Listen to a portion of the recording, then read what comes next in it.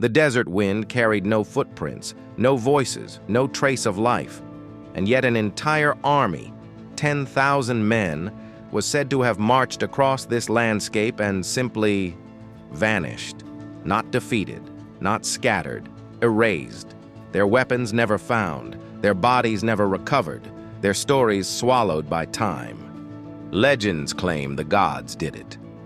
Historians say nature played its cruel hand. But the truth? The truth lies somewhere between fear, ambition, and the forgotten corners of the ancient world where armies marched boldly into the unknown and never returned. History remembers its great warriors, Spartans at Thermopylae, Mongols sweeping across Asia, the legions of Rome.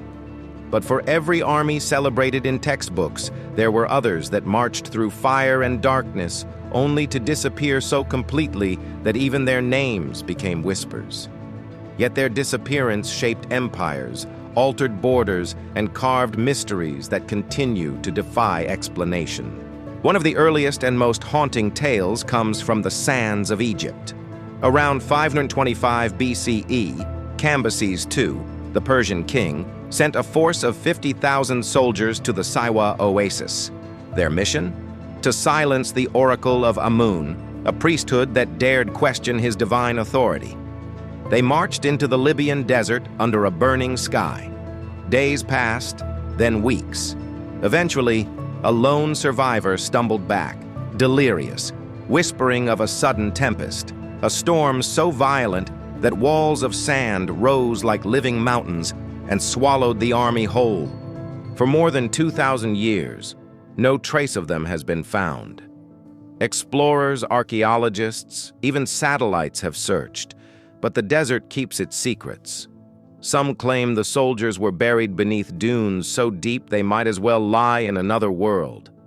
Others believe the army never existed at all, that it was a parable of hubris created by ancient historians. But every so often, fragments of Persian-era pottery appear in places they don't belong, stirring new theories and reviving old questions. Far across the world, in the mountains of Central Asia, another army disappeared under very different circumstances. The 9th Roman Legion, one of Rome's most disciplined and fearsome units, marched north into the wilds of Britain in the 2nd century CE. They were tasked with suppressing rebellion, yet the empire never recorded their return. One moment they were Rome's proud shield, the next, they were a ghost story told around winter fires. Some believe they were ambushed by fierce tribes beyond the frontier, wiped out so completely the empire buried the truth to avoid shame. Others argue the legion was quietly reassigned elsewhere, their disappearance the result of dull paperwork rather than doom. But among the Roman ruins and Celtic mounds of northern Britain, archaeologists keep finding hints, military stamps, fragments of armor, that suggest something catastrophic happened, something Rome hoped the world would forget. Then there are the armies that vanished, not in deserts or forests, but across the waves. In the 13th century, Kublai Khan launched 2 massive invasions of Japan. Tens of thousands of Mongol soldiers crossed the sea with confidence, for no empire on earth could rival theirs. But the sea, as it often does, had other plans. A great storm rose, the typhoon the Japanese would call kamikaze, the divine wind. It smashed the Mongol fleet, drowning armies and ripping apart ships like twigs. Survivors who washed ashore were hunted or captured. The sea erased an invasion that could have rewritten Asian history. The storm became legend, a miracle, a symbol of fate itself.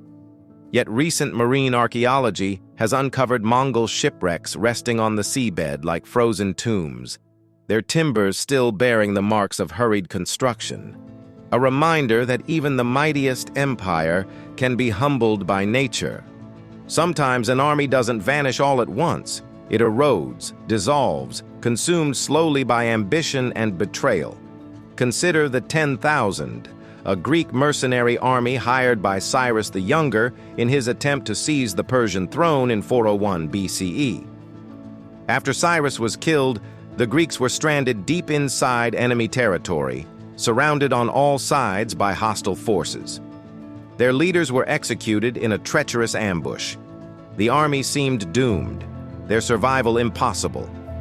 But this is one story where disappearance turned to legend for another reason. They did not vanish. Against every odd, they marched thousands of miles back to safety. Their journey home, recorded in Xenophon's Anabasis, became one of the most astonishing survival stories in military history. Yet historians believe countless other mercenary armies of the same era attempted similar returns and never made it out. Their stories went unrecorded. Their names were lost. Their bones lie somewhere along forgotten mountain passes. And then there are armies that vanished in ways far more chilling, not lost to nature, but erased by politics. In ancient China, entire military units would sometimes be purged from official records if they displeased the emperor or failed in their mission. Their families stripped of honors, their deeds removed from the archives, their existence effectively deleted. History remembers who the victors allow it to remember. The rest fade into silence, casualties not of war, but of the pen. Perhaps the most enigmatic disappearance of all belongs to the Kingdom of Kush, a mighty African power that once challenged Egypt and ruled as far south as Sudan. Kushite armies stormed Egypt's fortresses, marched through deserts, and held the throne of the pharaohs for nearly a century. And then, their military machine began to fade.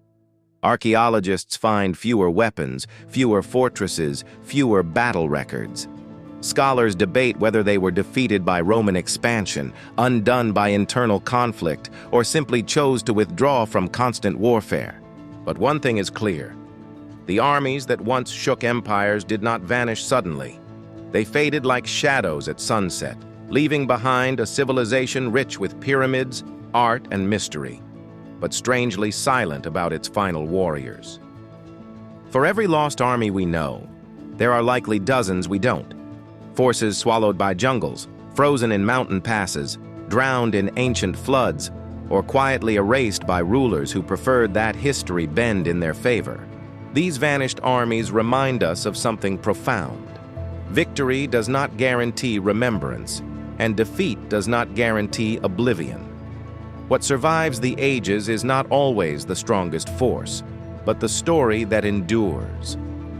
Somewhere beneath expanding deserts, beneath layers of volcanic ash, beneath the oceans and jungles lie the remnants of warriors who marched into history and stepped off the map. Their shields rust in the dark, their weapons sleep under stone, their stories wait for the day the earth gives them back, fragment by fragment. Until then, they remain the warriors of a forgotten age, not lost, only hidden, and history is still listening for their footsteps.